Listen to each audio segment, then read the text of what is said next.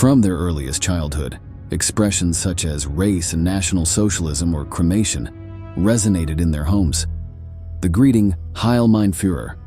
It even became his morning greeting on some occasions, and for many, they were his first words. The children of the main Nazi leaders grew up immersed in the military doctrine and principles of the Third Reich, always isolated from outside reality, captives of an anti-Semitic and monstrous regime. In today's video, we are going to share with you the stories of the descendants of some of the most important figures in Germany during World War II. We will try to explore what the life and upbringing of a group of children who used to call the fearsome German Führer Uncle Adolf was like. Welcome once again to military history.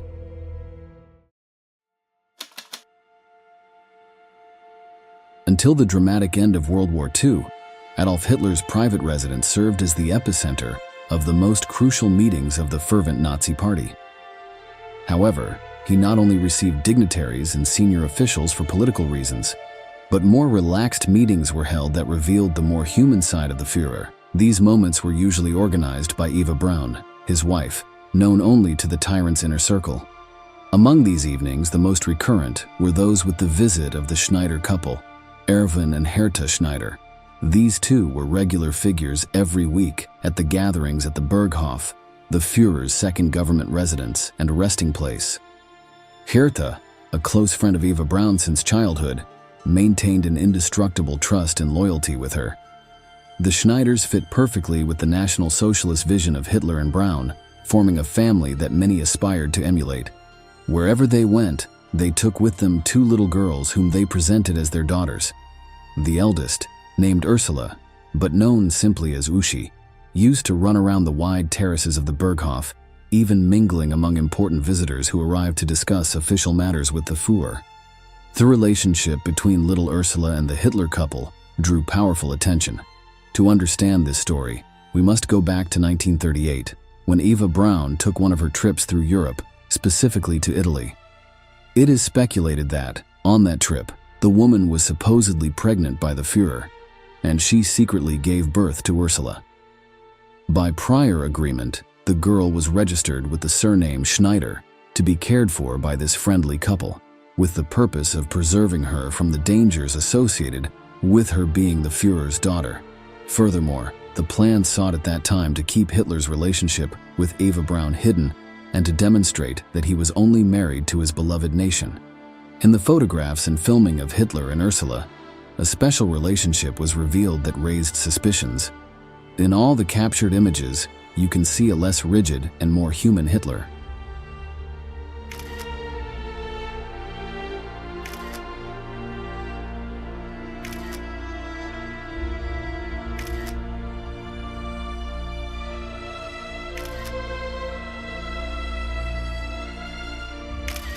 It is speculated that only the little girl was capable of awakening that apparently non-existent facet of his personality.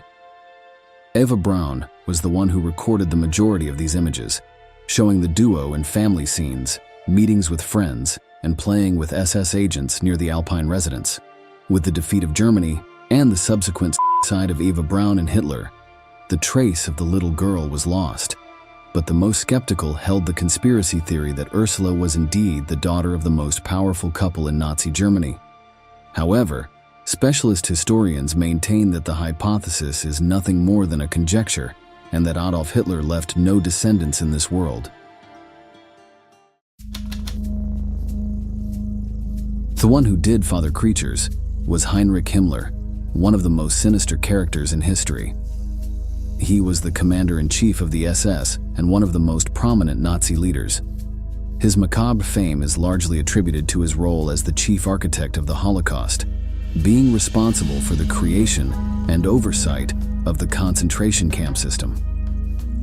However, Himmler's dark shadow extends even beyond his own life, revealing a surprising secret through his daughter, Gudrun Burwitz. Born on August 8, 1929, Gudrun was shaped from childhood by Nazi ideals.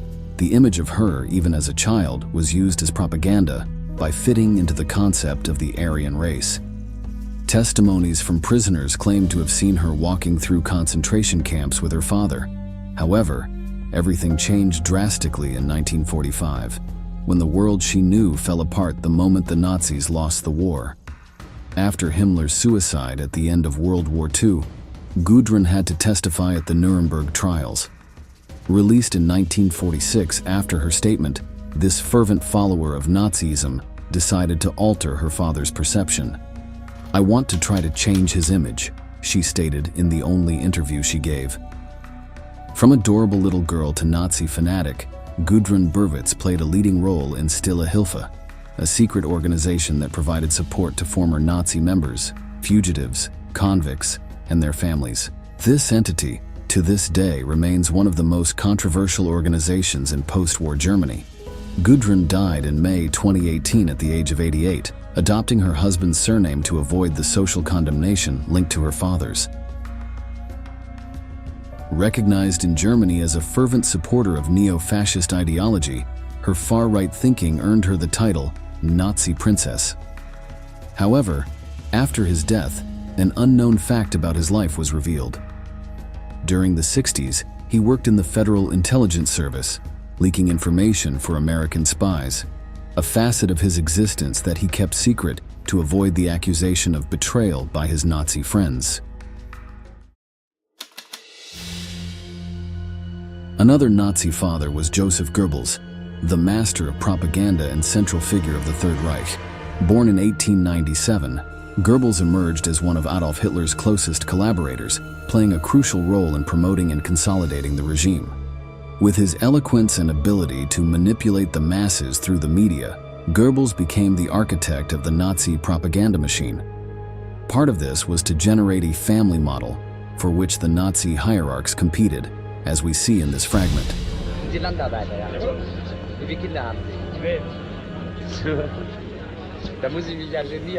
His wife, Magda Goebbels, was considered the queen of the Third Reich.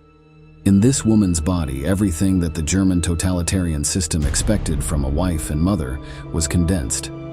A devotion to caring for a husband dedicated to the growth of the nation and to raising the little ones who were going to become the superior race.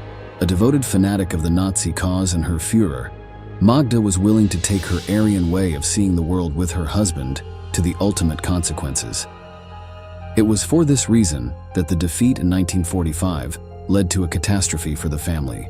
Hiding with her husband in Hitler's secret refuge in the days of the fateful defeat, she made the decision to end her life alongside the two men who had left a deep mark on her existence, her husband and the Führer.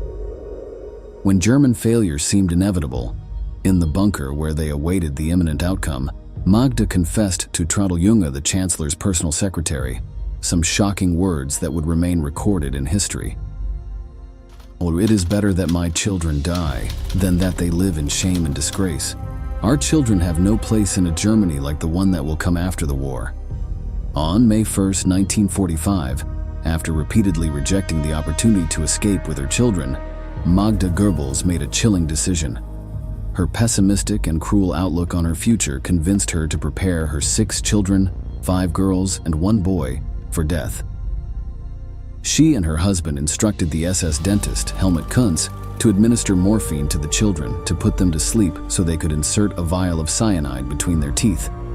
Magda herself took it upon herself to make them swallow the poison, ending her young lives and becoming a Nazi mother par excellence, devoted and murderous. Then, she ingested the same deadly cyanide she had used to poison the children, while Joseph Goebbels shot himself in the head, exchanging the last look with his wife. With that bloody and inexplicable act, the offspring of Joseph Goebbels ended. However, Magda did manage to leave a seed on this earth, Harold Quandt, son of her first marriage to billionaire Günter Quandt. This young man, impregnated with Nazi fever from his mother, joined the German army and rose to lieutenant in the Luftwaffe. He was captured by the Allies in Italy near the end of the war. After his release in 1947, Harold resumed his life as a civilian with the support of his paternal family, although marked by his past. He assumed responsibility for the businesses of the Quandt Group, one of the largest business empires in West Germany, ranging from the textile and pharmaceutical industries to the BMW brand. His life came to an end in 1967 in a tragic airplane accident. His 4 daughters, also descendants of Magda Goebbels, inherited an impressive fortune, carrying with them their family's complex legacy into post-war history.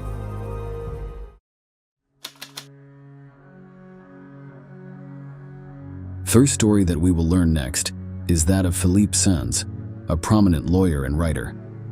This man decided to make a documentary film that would address the different perspectives held by relatives of relatives who served in the Third Reich. My Nazi Legacy, the title of the film released in 2015, delves into the complex and emotional terrain of the children of 2 prominent Nazi leaders. The filmmaker begins a journey with 2 men whose fathers played key roles in Adolf Hitler's regime. On the one hand, there is Nicholas Frank, son of Hans Frank, the Governor-General of occupied Poland during World War II, who faithfully accompanied the Führer's final solution. On the other, we find Horst von Wechter, son of Otto von Wechter, senior Nazi official and governor of Galicia, a Nazi as fanatical as Frank Sr. As the narrative unfolds, the documentary offers an intimate look through deep conversations and revealing encounters. Nicholas Frank, with a direct confrontation attitude, condemns his father's war crimes. The German, without any hesitation, maintains that his father should have been sentenced to hanging for his atrocities. His position is clear: the truth must prevail over the filial relationship. On the other hand, Horst von Wechter is torn between loyalty and love for the memory of his father, and the difficult acceptance of the uncomfortable truth surrounding Otto von Wechter's actions. Plus, let's listen to Nicholas talking about his father and the Germans. I wrote a book against my father called The Father Revenge. I wrote it because of the silence in Germany. The Germans built a lot of monuments for their victims, yes, because it was politically correct. But the silent majority of the Germans never acknowledged the crimes between 33 and 45, which the Germans committed. I think we are people without empathy. The film not only delves into the personal lives of these men, but raises profound questions about responsibility and the inheritance of a dark past. What are the complexities of reconciling family legacy with historical truth? It is still interesting that 2 children, in a very similar position, have such conflicting positions. One, capable of condemning his own father to hanging, while the other defends his ideals and beliefs, despite being conflicted by the sinister methodologies applied to achieve that end. Although the conclusion seems simple, we are talking about how a son relates to a father who was a war criminal and who committed and endorsed mass murders, racial exterminations, and looting of defenseless communities. Hermann Göring, colossal figure of the Third Reich and prominent leader of the Nazi Party, wove a dark legacy as commander of the German Luftwaffe during World War II. Appointed successor to Adolf Hitler, his fanatical devotion to the regime marked him as a bloodthirsty figure. After the war in Nuremberg, he was tried in the trial for war crimes and crimes against humanity. When he was informed of his conviction, he chose the way out of cowardice.